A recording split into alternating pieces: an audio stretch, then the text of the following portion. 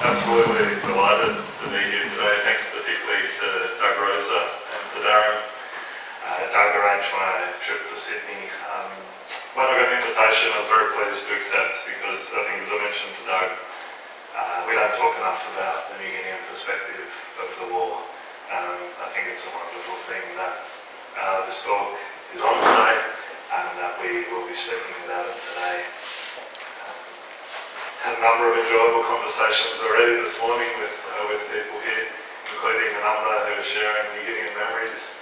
And Elizabeth mentioned Tang Mao. To me, Tang Mao was a famous trade store in Wewak where I grew up, and it's a very important part of my childhood memories. Every Saturday morning my parents would take my sisters and I for a milkshake at Tang Mao. So to hear that this morning was a really nice way to start the day. My brief for today came from Doug, who asked me to speak about the battles in 1942 and 1943 in PNG from a PNG perspective. These are Doug's words, rather than the usual focus via the military eyes of Australians. That phrase, the military eyes of Australians, in writing that, Doug anticipated one of my points, and I'll return to these words. Before I begin today, New Guinea, working on New Guinea, Papua New Guinea, it's a nomenclature nightmare for historians. The way the two different territories, Papua and New Guinea, were administered throughout the 20th century and by which administrations. Rather than get into semantics today, we use New Guinea all the way through for the sake of convenience, even on occasion when I'm talking about Papua and Papuans. In 1967, Ken Inglis, that great Australian historian of Anzac and much else, moved to Port Moresby to become the Foundation Professor of History at the University of Papua New Guinea. Under his guidance, the History Department at UPNG sought to encourage its New Guinean students to tell and record their own histories. Inglis and his colleagues started by asking the students about their families' memories of the Second World War. One conversation with a young man from the Sepik in northern New Guinea stuck in Inglis's mind, and here I quote Inglis. I asked the student a corny, chalky question. What did your family say about the Japanese occupation? He said, towards the end it was terrible, as there was no food and they were eating people, but for a long time it was okay. They were the only white men who would ever sit down on the floor of the house with us. And back to Ken here. I had to prevent myself from saying, white man, what do you mean, white man? It was a very instructive moment for me to realise that Sepik people regarded all Japanese, Australians, British and Germans as varieties of white men. In 1968, Inglis gave a paper at the University of Papua New Guinea's Waikani seminar entitled War, Race and Loyalty in New Guinea, 1939 to 1945. He suggested that more time be devoted to studying New Guinean responses to the conflict. In the paper, Inglis showed how New Guineans, with their own hopes and interests, were victims of and participants in the Second World War. What did the war mean for New Guinea and New Guineans, Inglis wondered. To the best of my knowledge, he was the first scholar to ever ask the question. He pointed the way to a new history of the New Guinea campaign, in which New Guineans were neither stereotypes nor bystanders on the periphery of the war. Some historians have followed Inglis and examined New Guinean responses to the war. The late Hank Nelson, I'm sure many of you are familiar with Hank Nelson's work, the late Hank Nelson, an inaugural member of the UPNG History Department, continued to document New Guinean perspectives of the war long after he left Moresby. And several New Guinean scholars, among them John Waiko and the late August Kitawai, have written valuable accounts. In recent years, Jonathan Ritchie of Deakin University, acting on a pledge Julia Gillard made to the people of Papua New Guinea when she was Australian Prime Minister, has worked tirelessly with Papua New Guinean and Australian colleagues to record New Guinean memories of the war. Yet most Australian histories of the war relegate New Guineans to the edge of the story. We read little about the massive disruption and suffering visited on New Guinea from 1942 to 1945. About 1.5 million foreigners descended on the country in those years, which Hank Nelson worked out is around one foreigner for every New Guinean. That statistic is worth dwelling on. One person came into New Guinea for every one of its 1.5 million or so inhabitants. New Guineans served Australians, Americans and Japanese, sometimes willingly, sometimes not. In parts of the Sepik, Bougainville and New Britain, around 1/4 of the local population died. Some historians claim that there is relatively little information on New Guinean responses to the war, and that's true, certainly when compared with what we know of Australian, American and Japanese experiences. When Ken Inglis and his UPNG colleagues set out to capture New Guinean memories of the war, they did so on tape rather than on the page. New Guineans speak and act and dance their history. Writing is a more recent method. The whereabouts of the oral history recordings made by UPNG staff isn't known. Either they are lost or they are buried in an archive in Port Moresby, in which case they may as well be lost because nobody knows where to look. People have tried it and they can't find them. But this relative paucity of information should not distract us from the bigger issue. We do not pay enough attention to the information that does exist. Today I take my cue from Inglis's 1968 paper. I discuss New Guinean perspectives of the Second World War and suggest we must make more of this evidence. Too often Australian histories of the war exclude New Guinean voices. John Waiko, Papua New Guinea's preeminent historian, has written that the people most affected by the war in New Guinea were New Guineans. It seems an obvious statement, but it is rarely heard. The idea that the war was about New Guineans is foreign to most Australians, as is the concept that New Guineans' involvement was deliberate as well as accidental. What the New Guinean perspectives tell us about the battles fought in 1942 and 43 in New Guinea? Very often, New Guinean testimonies present a more complex picture of the war than is usual in Australian accounts. The Fuzzy Wuzzy Angels, Indigenous labourers who served the Allied war effort, have been celebrated in Australian verse and literature. The term Fuzzy Wuzzy Angel comes from an affectionate poem composed by an Australian soldier who fought along the Kokoda Trail. What histories of the war tend not to mention is that many, and perhaps most of the Fuzzy Wuzzy Angels, didn't serve willingly. In the area around Port Moresby, from where Australian authorities recruited carriers for the Kokoda Trail, male villagers hid to avoid being pressed into service. For those men and women, and we know New Guinean women also served in official roles, served as nurses, in some cases for Australian forces. For those men and women who found themselves in Allied service, willingly or otherwise, it could be a rewarding experience. In the 1970s, Ian Maddox, the eminent Australian doctor and an old PNG hand, lived with his family in Pari, the village outside Port Moresby. The Pari men who had worked as carriers during the war enjoyed what Maddox calls a shared confidence. The service was a source of pride and good memories.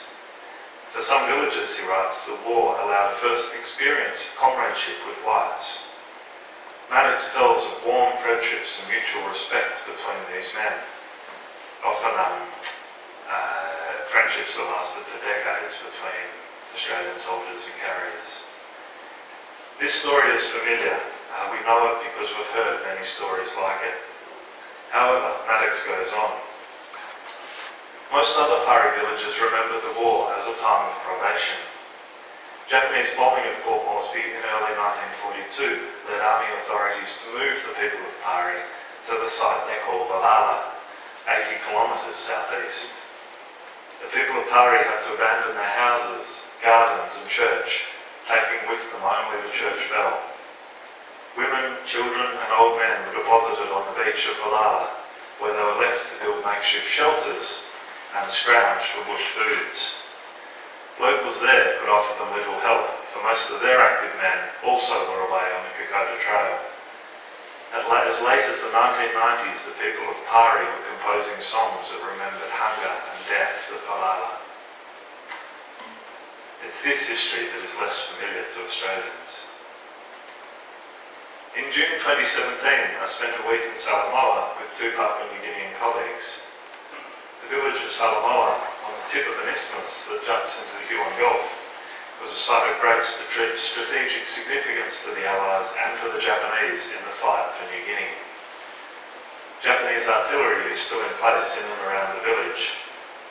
Just off the beach is a Japanese landing barge, half submerged. The locals have discovered it's the home of the lobster. So just off the beach is a Japanese landing barge, half submerged. Galley emplacements dot the hills around Salamoa. Relics of the war are everywhere. Because Salamoa was contested territory, some villagers found themselves serving the Japanese, others the Australians, others the Americans.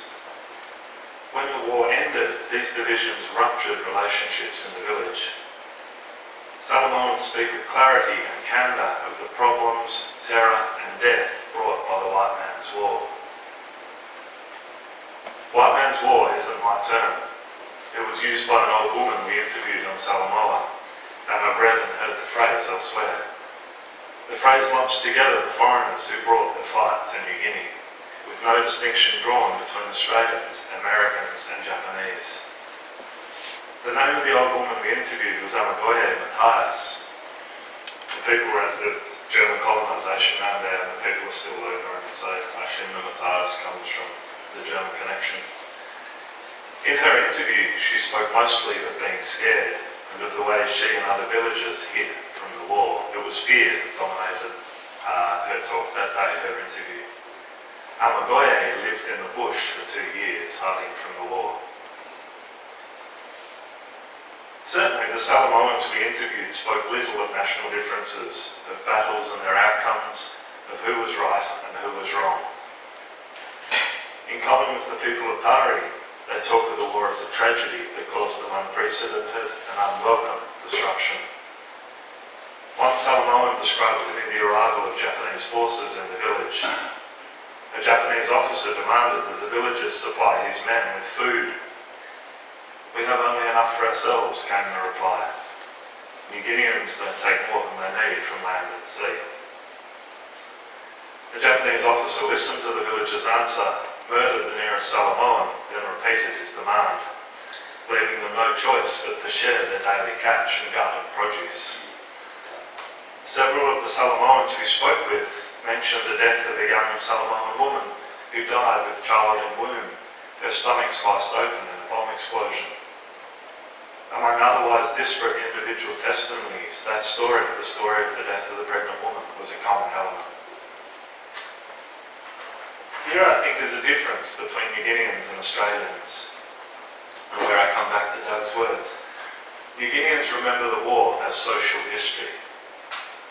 The other day, I listened to a 2017 interview with a Milne Bay woman. In talking of the war, she spoke of 2 mango trees. For the people of her village, the trees were a source of food and pleasure. For the soldiers who were fighting the war, they were a scaffold from which to hang enemy dead. The trees didn't survive the war, and yet, 75 years later, those trees are still spoken about. And speaking of the war, the woman spoke about mangoes.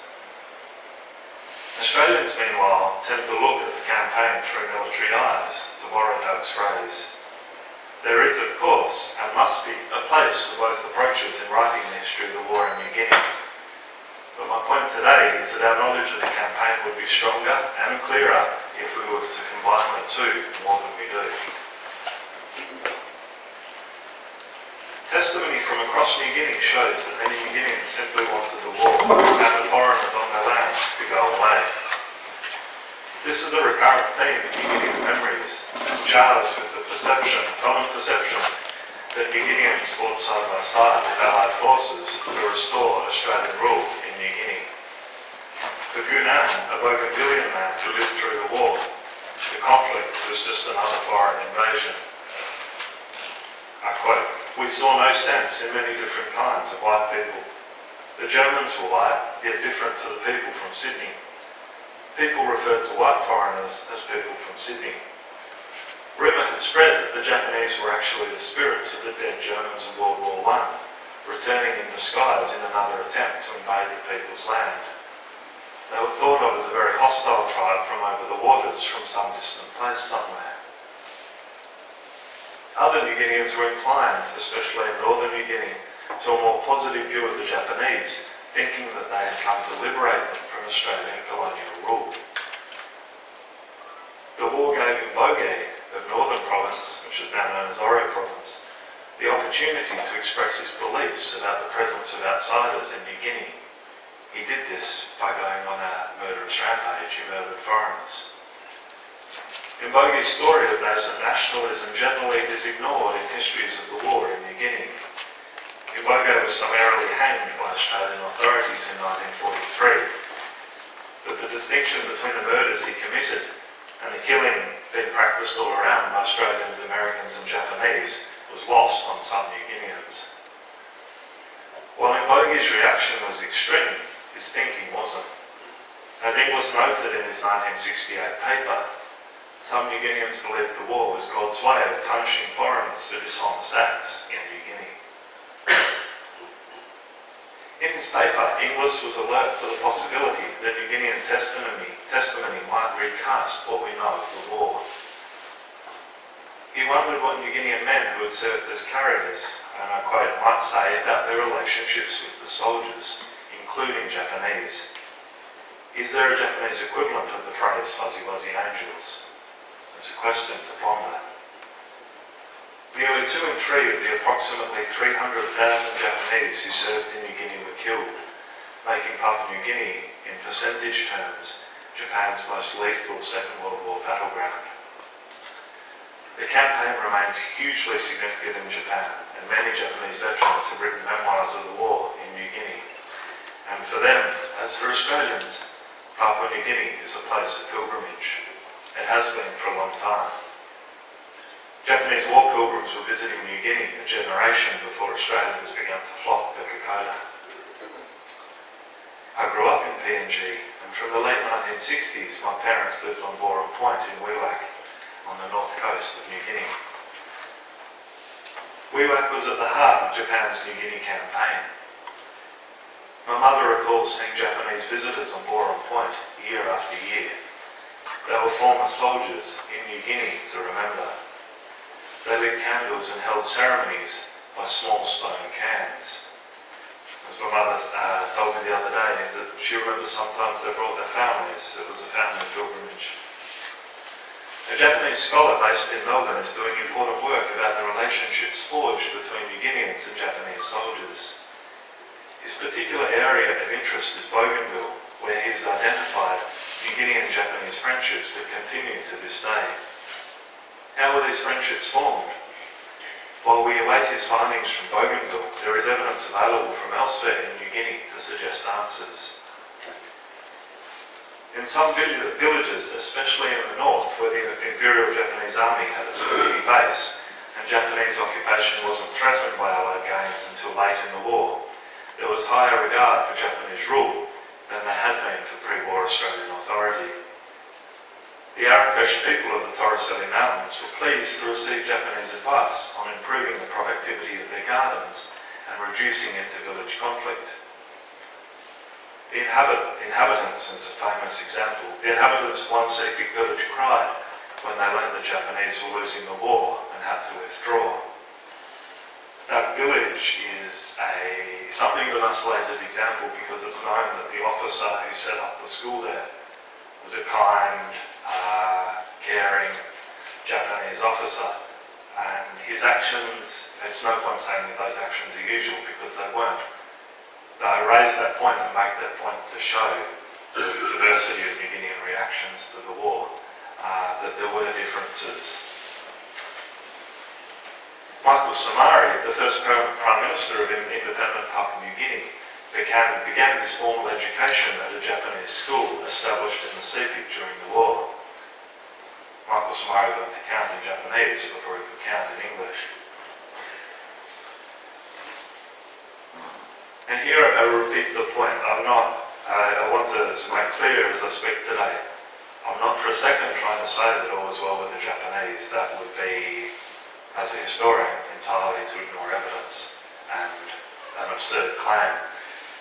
Rather, my focus, what I'm trying to do today, is to show what's new about New Guinean testimony, what we don't know. And as I present it, it may seem that I'm favouring the Japanese perspective. I'm not favouring either perspective. I hope to present different evidence.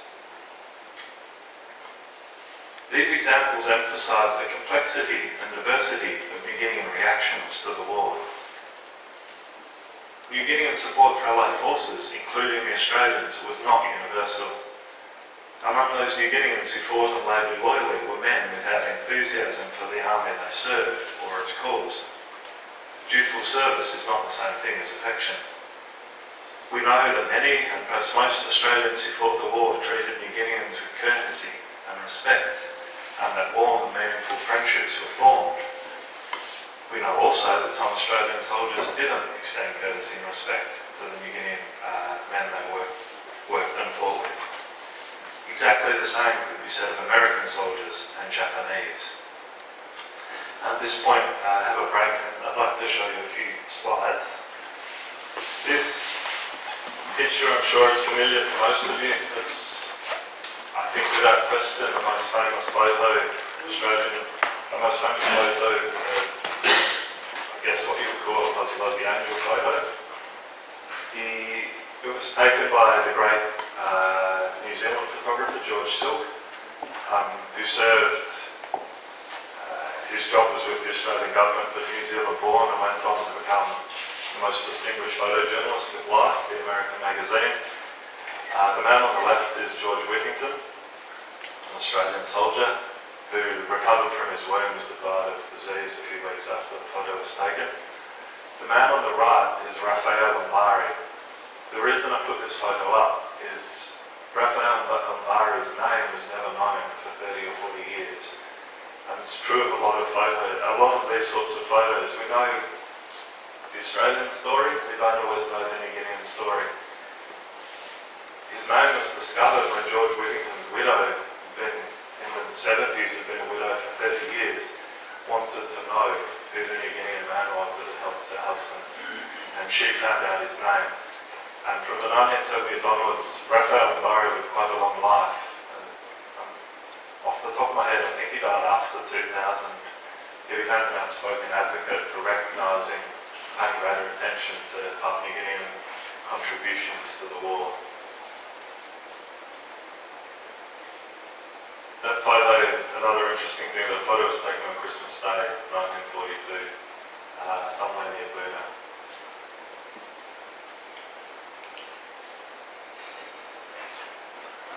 I bought that picture in PNG 2 or 3 years ago. I rather liked it. It's a Papua New Guinean artist's depiction of the photo I just showed. Note that in this version, there's no aircraft in that version. The artist has added a picture of planes dropping bombs on New Guinea. Raphael Mbari did, that photo is celebrated in Australia, but it's now also celebrated in PNG. Raphael Mbari is become an iconic figure in PNG and is celebrated for his role in helping, for that picture and for helping Australian soldiers.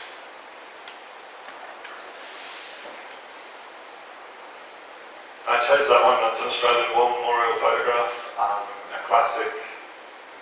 It's a familiar photograph. You may not have seen that one before, but it's like many others that we have seen. The wounded on stretchers. If you sort of look back down the column of carriers, you can see every so often there's Australian wounded on stretchers. That photo was taken at Buna in 1942. This one here, again from the collection of the Australian War Memorial. One thing that's often common in memoirs, recollections of the war, as I'm sure you know, is Australian soldiers marvelled at New Guineans' departments of help and never lost their balance. How sure-footed those men were. The reason this is somewhat of a diversion here and I couldn't resist, but the reason I like this photo, the Australian War Memorial has the description wrong. It says the man on the left in the peak cap is a medical officer, and it's not, it's John Waiko. John Waiko served with the Red Cross throughout the Second World War, and a name that might be familiar to some of you. He was a successful Melbourne barrister before the war, and after the war ended up as a federal court judge, a royal commissioner. Some royal commissioners on everyone's mind at the moment. He was the royal commissioner into Norfolk Island. It was later knighted and most distinguished Australian. He also had an unusual war path. He, as with many Australian soldiers, and he was with the Red Cross, he started in the Middle East, came back to New Guinea, and he went back to Europe. And was among the very first people into Bergen-Belsen concentration camp. And that experience shaped the rest of the life and the kind of law that he practiced after the Second World War. He did a lot of pro bono work helping people. He also became a remarkably efficient man. So as a complete aside, I'm very fond of John Waiko, so if you'll indulge me. He oversaw the repatriation of all the prisoners of war out of Europe in the Second World War. Originally responsible for Australian POWs, but became responsible for 170,000 Commonwealth POWs. He organised their repatriation. This photo was taken in Bougainville in 1944. The reason I chose this one to include is that we need to pay attention to details. It would be tempting to see this as just another fuzzy wuzzy angel photo, but it's details that matter. People who've lived in Papua New Guinea and Papua New Guineans themselves would probably recognise those men as Guineans. We know that in Bougainville there were very close relationships in some parts of Bougainville between New Guineans and Japanese. I wonder, it's obviously a question we could never answer, but you look at photos like that, and did those same New Guinean men, same Bougainvillian men, or other members of their families or friends, did their friends and relatives help Japanese soldiers as well? We can't. The wider points I'm making here is, with most of these photos, we know the name of the Australian. We don't know the New Guinean stories, and it's worth finding out those stories. The Australian soldier pictured there is Private L.H. Ray.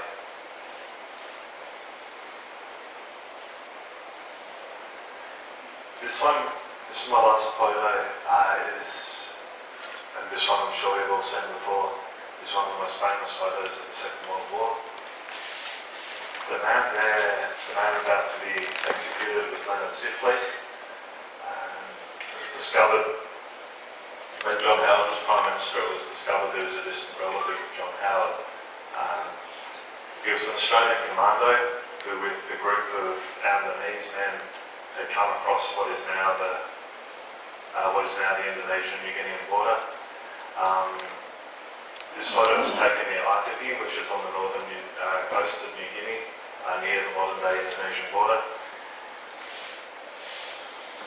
He and his Japanese colleagues on the commando raid were captured by New Guinean men. So the reason he was in custody and the reason he was beheaded was he was handed over to Japanese forces by New Guineans in the area. We only know of this photo. For a long time there was a lot of conjecture about who the identity of the man in the photo. It was established after some years. This photo was taken by a Japanese soldier who was present at the execution. Taken by a group of Japanese men behind. It was taken by a Japanese soldier. He developed the photo somehow, and that soldier was killed a year or two later. And an American soldier found the photo of the dead Japanese soldiers. photo was then published in Life in the American magazine Life in 1945 and became one of the iconic images of the war. Two things we don't see in that photo, both of Sifley and Sandanese colleagues were also executed that day. The other thing we don't see in that photo is we know that there are a large number of New Guineans present at that execution. Fairly sure we see only Japanese men in the background there. These are the sorts of incidents. We have a photo of this incident. As far as I know, someone might be able to correct me, I suspect it's the only photo of such an execution that exists from the Second World War. It's safe to say there were plenty more. We know that there were more executions. It's these sorts of incidents, among other things, that New Guinean testimony can tell us about. A large number of New Guineans witnessed that execution.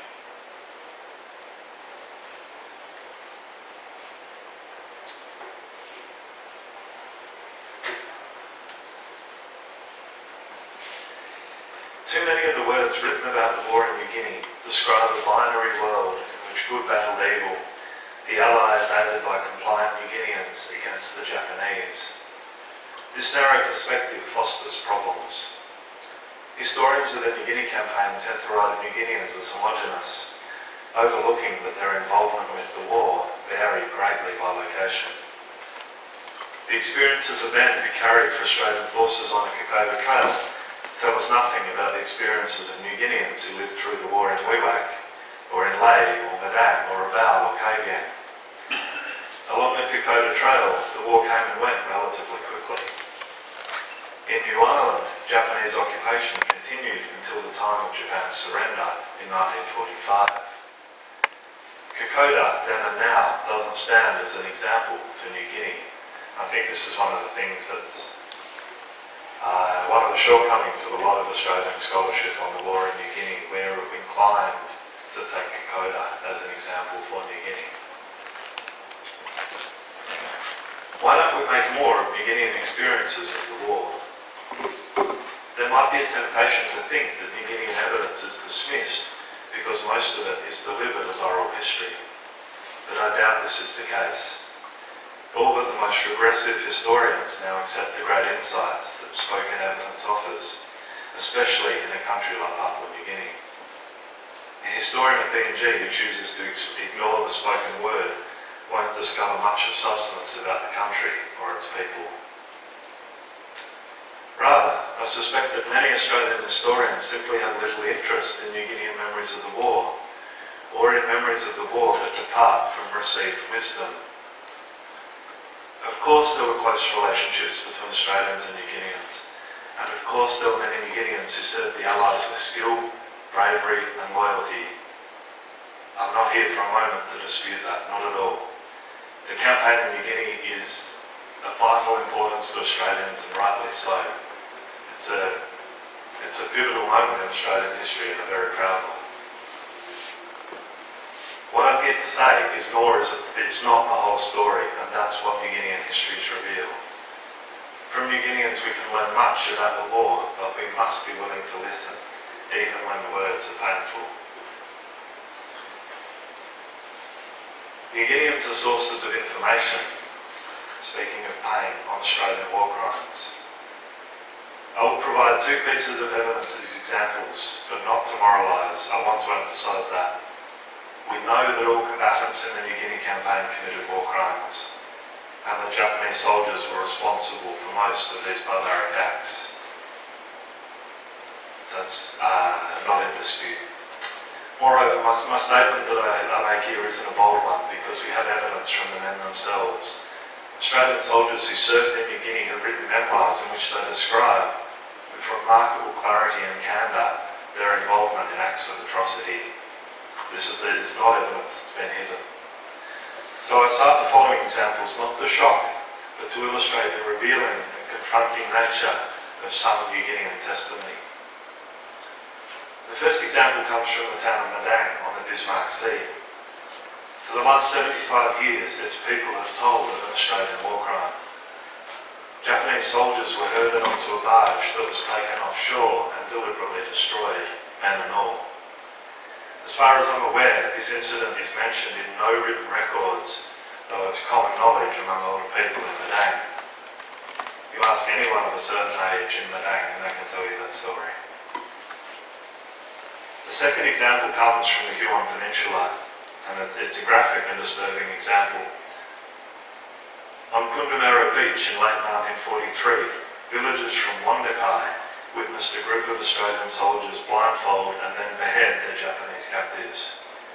The bodies were doused in kerosene and set alight, ensuring no physical trace of the atrocity. W.P.B. Salata, a New Guinean historian, told of that incident in a 1988 publication. Australians are most certainly not the only subjects of such testimony. Other New Guinean accounts describe many Japanese war crimes, American war crimes, and even atrocities committed by New Guineans themselves. New Guinean testimony spares no one. Can English recognise that New Guinean history matters, not only because of what it tells us about Australians and other foreigners, but even more importantly, about New Guineans? Following English, we must consider New Guinean testimony on its merits, which means putting aside what we know of the war, or think we know of it, or want to know of it, and looking afresh. The potential rewards are rich. New Guinean testimony gathered by historians in recent years has added greatly to our store of knowledge, often in unexpected, uplifting ways. You might think today I've focused on negative stories, and perhaps I have to illustrate a point.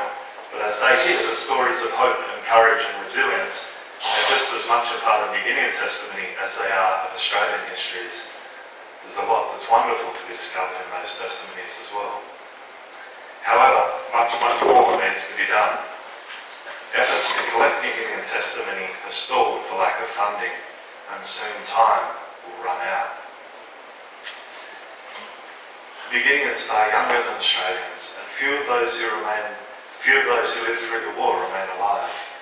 Their children and grandchildren tell stories of when the war came to New Guinea that will the generations to come. When I was in Salomon, some of the older men told me, with great lament, that the younger villagers don't know much about the history of their community, including of their war history. An associated challenge is to ensure that New Guinean testimony reaches Australians. The wonderful project led by John Ritchie has deposited its findings with the PNG National Museum and Art Gallery, and the interviews can also be heard online through the project website. How many Australians will read and watch and listen to the results? I suspect not many. It becomes all the more important that historians should use this evidence in writing about the war in New Guinea. I'm not sure if I meant to say this or not, but John Ritchie told me the other day that when Julia Gillard was in PNG some years ago and promised funding to collect the testimonies, which is what led to John's project. And John's very proud of the work that's come out of it, and rightly so. And somewhat dismayed at one of the results, and it became apparent that, I wonder if I'm treading on thin ice here, that they wanted nice videos to show the wives of the APEC leaders who were in Port Moresby last November, and so some of the videos were made. The APEC meeting in Moresby at the end of last year, the partners of the presidents and prime ministers were taken on a tour and shown the videos that emerged from this project. And money for the project has been much harder to come by since then. And John sort of fears that it was, I think, I'm right in representing John here, I think he fears that it was more tokenistic than it should have been. And I hope that's not the case. I started with a Ken Inglis anecdote, and I'll finish with one. In the 1960s, when he was teaching at the University of Papua New Guinea, Inglis heard a story about a man from Madang. During the war, this man would look outside each morning, gauge the state of the battle, and put on an Australian or Japanese helmet, depending on what he saw. Such stories, Inglis said, shocked Australians in the 1960s. They still do, probably even more so these days. 40 and 50 years ago, when New Guinea was a central concern of Canberra politics, Australians knew much more about New Guinea than they do now. New Guinean testimony can enrich our understanding of the war. On occasion, these stories will make for difficult and disturbing listening, but the prospect of unpleasant discovery should not be a deterrent. History serves us best when we tell all the story, no matter how messy or inconvenient. To ignore New Guinean perspectives of the war is also to ignore aspects of Australian history. Thank you very much.